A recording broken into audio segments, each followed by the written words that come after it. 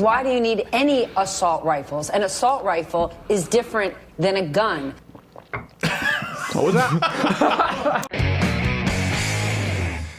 I want to go through here a couple of things, what the media got wrong about the Sutherland Springs shooting, now that the dust has kind of settled. Question of the day. Have you found it increasingly hard to get a straight story on this? I found this to be the case progressively with each shooting, but particularly this last one. And I don't just mean like online fake news and clickbait sites, but even from mainstream outlets with updates that, we've tried to give you. The radio silence you see from CNN and some of these mainstream outlets is odd to me. It's deafening. Have you noticed that? I don't know. Maybe I'm getting to this point where I'm paranoid, but to lead this off, I've discussed this. I think that the firearm argument in this country, the Second Amendment argument that's taking place, it occurs between two parties: gun owners and the completely uninformed. For evidence of that, roll MSNBC clip.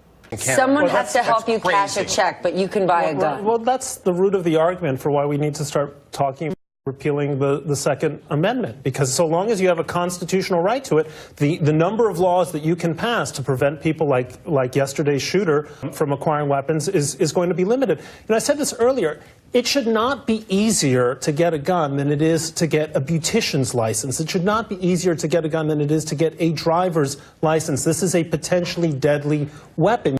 Right, because a 16-year-old texting behind the wheel of a Chevy Suburban isn't. Not at all. Exactly. Not at all. That's first car I learned to drive, by the way. Chevy Suburban. Yeah, could have killed a lot of people. Yeah, it is. I mean, think about it. You were aiming for animals. Driving tons of steel glass and gasoline behind you. Yeah. To get a firearm, you have to have a state-issued ID, usually to driver's license. Either way, you have to go through the process. So he's wrong 2 times here. Yeah. You have to go through the process to get a state ID and then use that to then go through the background check when you purchase a firearm. Anyone who has purchased a firearm knows that this is false. Yeah. But at least he's being honest now, just saying we should repeal the Second Amendment. Yeah. He's come down to the actual point that they want. They live in a fantasy world that none of us can live in, where guns don't exist, and that's that's not what happens. Well, because none of the laws they propose would have stopped any of these shootings. No, they not know at all. that, No. and the only thing that would stop it in their eyes would be a complete repeal of the Second Amendment. And then there's this other little nugget. Why do you need any assault rifles? An assault rifle is different than a gun. What was that? Excuse me? Baking powder? This is news? This is television. An assault rifle is different than a gun. Do tell. Do tell. Okay, so this is just, again, uninformed and firearm owners, but here's some claims that they made. The media has made that's verifiably false. So one of the claims that we saw, I think it was CNN, they reported that the shooter was Sam Hyde. Roll the clip, then we'll provide context. Do you know anything about the attacker? We don't. It was reported to me that he's actually not from this community. Apparently, his name was released as Sam Hyde. That was the name I was given. It's a classic 4chan meme. It's a joke about every shooting. They put it out, Sam Hyde. It's troll bait. Oh, no. And the media is consistently bamboozled. Funny thing about CNN, state-of-the-art studios, no access to Google. No access to Google. They're like the Burgermeister Meisterburger when Kris Kringle keeps bringing in toys. Just check the stockings, CNN! that was your Democrat representative. Good on you, voters. Another claim that the shooter purchased the weapon through the domestic violence loophole. Oh, good Lord. Left-wing agencies would promote that this is a new fictitious loophole. I don't even know. I have a chip to process this sometimes where I'm like, I don't know how to process this in any other way than reductive. There are laws preventing people, in case you didn't know, people with domestic violence charges from purchasing firearms. It's been there for a long time. The employees just, they failed to log the info on the shooter. And the domestic violence loophole. But what do you mean by, well, he broke the law. He shouldn't have been able, he broke the law. That's the loophole? That's the loophole. Also, you know what else he got through the loophole? His domestic violence. Breaking the law is not a loophole. It's like there's the rape in the alley loophole. There's the Kevin Spacey touch a little boy when parents aren't looking loophole. But what do you mean? He just did it anyway. He did it. He raped someone in an alley. You just can't fix stupid. How do they just take anything? The good thing is now they've overreached. So the gun show loophole is a joke. Yeah. It's the new cause du jour. They got to get that loophole closed and when they fix that, there'll be a new convenient The loophole. bad person loophole. The bad person Domestic loophole. I read this and my brain froze for about 5 seconds. I said, nobody believes this. There's a domestic violence loophole. Like, if you were to read the law, there's a law in the books, like Section 1A, those who commit domestic violence shall not purchase firearms. Section 1B, subclause, except there's a loophole. But you have to figure it out. He beat his wife over a casserole, and then he got a gun. You can't do that. I just read this. I'm like, I really had that moment where I'm thinking, am I just really stupid? At some point, you question your own sanity. Domestic violence loophole. Anyway, it's been all over the news. Yeah. News. Okay, so another one that they used was they claimed that the shooter used an evil assault rifle, right?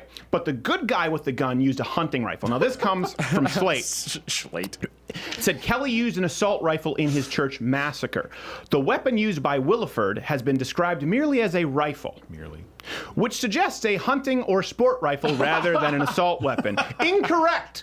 They don't even know why that paragraph is so embarrassing. They don't even know. First off, they're wrong in their claim, and then they're wrong in their suggestion from the claim.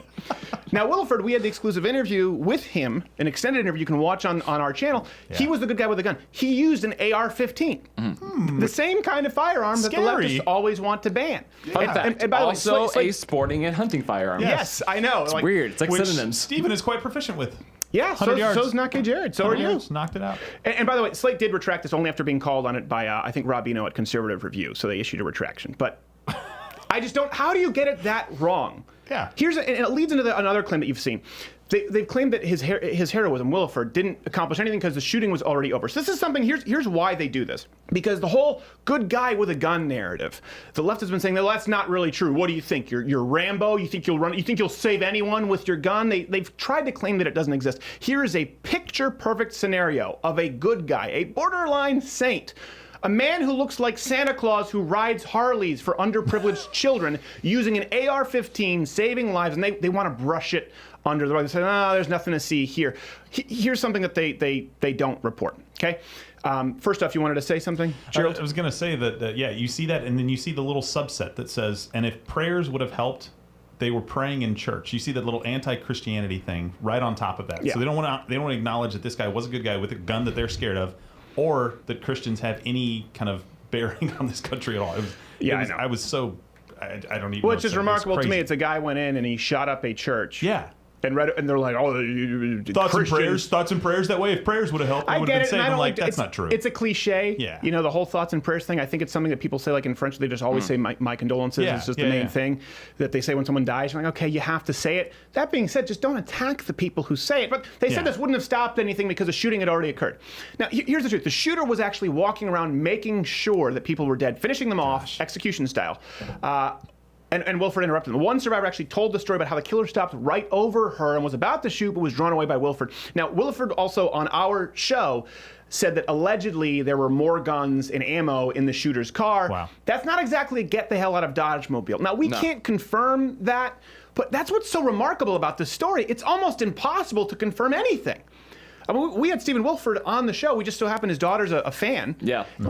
And he was giving us information, and I'm going, how is nobody else picking up on this? Well, I think you nailed it at the beginning of this segment. It was proactive misinformation because this, I really, you look through this thing, and I don't know how any pro-gun control advocates can look at this honestly and say this is a good case for them. This is their worst nightmare. Stephen Williford is their worst nightmare to show up and save the day because it disproves so much. Yeah. It is the good guy with the gun. It is solid proof of the good guy with the gun. And it's a good guy with the gun they hate the most. Exactly. And that's got to be an NRA good guy. NRA, here is, okay. So white man. What you have been told, right? We'll wrap this up. What you have been told is that a man legally purchased an assault rifle, which is different from a gun, legally purchased an assault rifle and killed a bunch of people in a church and died from self-inflicted wounds. And there was some other guy with maybe a hunting rifle who helped speed it along. But oh my God, there's no gun. Here's the truth, okay? A man, and he purchased it, by the way, through the domestic violence loophole.